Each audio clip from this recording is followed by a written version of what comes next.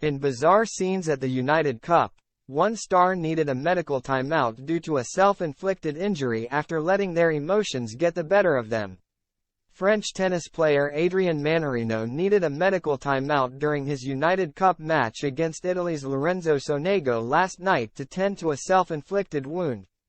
During the second set, the 35-year-old repeatedly struck himself in the head with the butt of his racket, eventually drawing blood.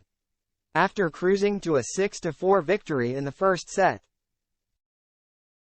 Mannarino's performance levels began to dwindle and Sonego threatened to get himself back into the match by breaking serve.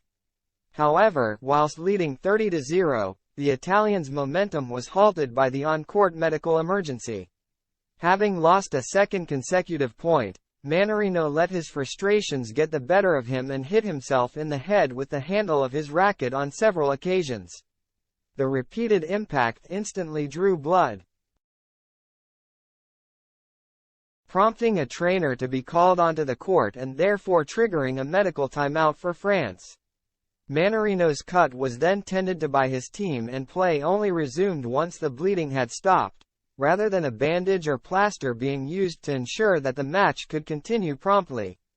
Following the medical timeout, Mannarino was able to bounce back to form in Sydney and went on to win the match in straight sets, 6-4, 6-4.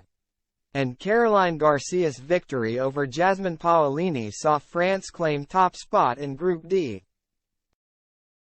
Despite the comfortable nature of his victory, Mannarino's self-inflicted injury did draw criticism, with Australian great Wally Masser among those to slam the veteran star.